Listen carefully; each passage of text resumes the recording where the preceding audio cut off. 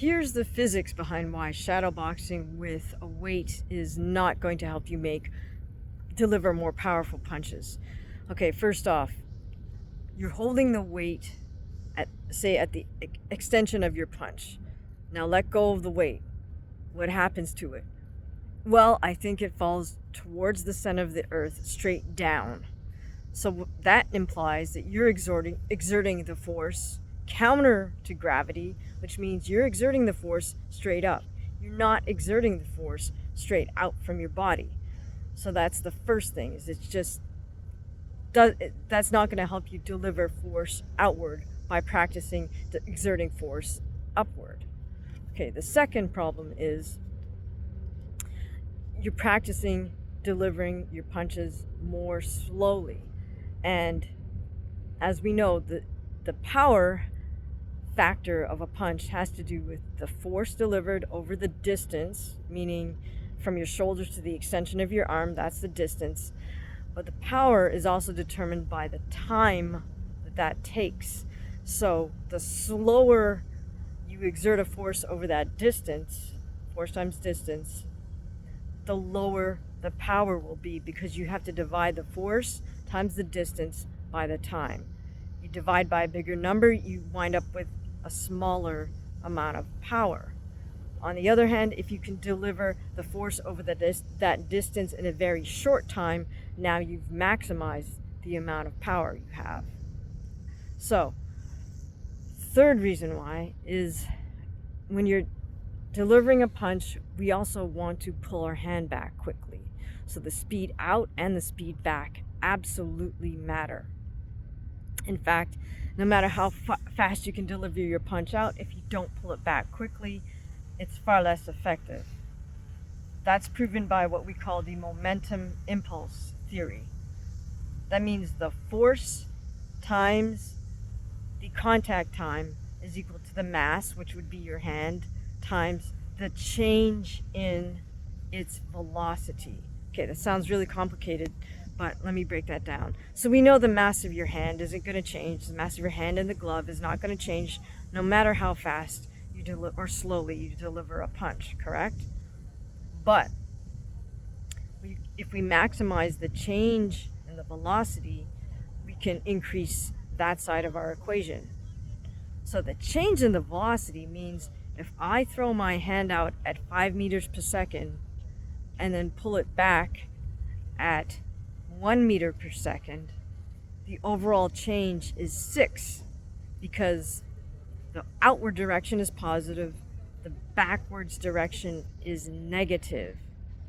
So think about it on a number line. If you go from positive 5 to negative 1, that is equal to that space between those two numbers is equal to 6, correct? Think about it in terms of money. If you had $5 and then you went into debt $1, that means you spent $6, right? Some of us fall into that trap. Okay, now let's look at another case. Let's say you can throw your hand out at 5 meters per second and you can pull it back at 5 meters per second. Now what's the change? The change has gone up to 10 meters per second. That's much higher than the 6 meters per second. So now you've maximized that side of the equation, right? Because we say we can't change the mass of your hand in the glove, but we can change the change in velocity. Right, so pulling that hand back as fast as you can increases the change in velocity, which increases, on the other side of the equation, we have the force times the time, change in time. Now our objective ultimately is to maximize the force. So what does that mean for the change in time? That means we want to minimize the contact time. So in other words, you could throw it out at 5 meters per second. You don't want to let it sit there. You want to pull it back as fast as you can with another at 5 meters per second. So we want to minimize that contact time. We want to minimize the contact time and pull our hand back as quickly as possible. Now, ask yourself, if you're holding even a small 1 pound weight, let alone a 2 pound, 3 pound dumbbell, 5 pound, I've seen guys do it with 10 pound dumbbells, is that going to make your punches faster? No, it isn't. There's just no way you're going to be throwing your punches out faster and retracting it faster.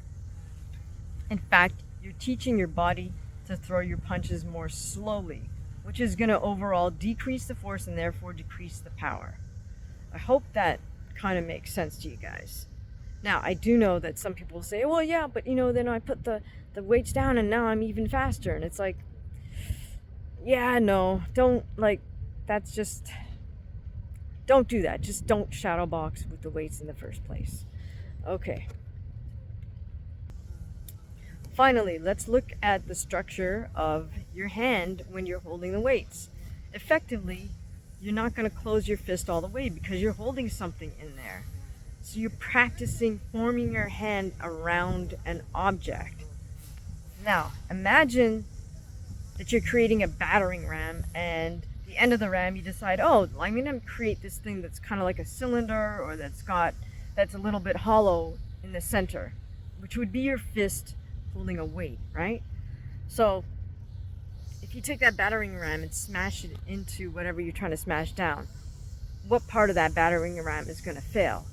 Oh, the end of it, meaning your fist, right? If you practice forming your fist with a space in it, that's a really bad practice.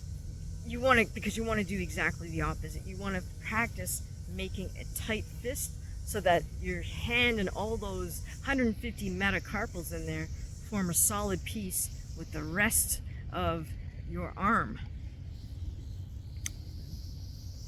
If you actively practice not forming a proper fist, you're just really asking to be injured down the road. And of course, that's one of the most common injuries for fighters is a bone break in their hand. Typically, it's the fourth finger that gets damaged, the metacarpal of the fourth finger that gets damaged. It's called a boxer's break. The bottom line is, if your goal is to make your punches more powerful, don't shadow box with weights. What you should do instead is adopt a great weight training program. That means you need to hire a valid strength coach who's worked with athletes in all other sports, because strength is strength. There's no such thing as strength specific exercises for boxing.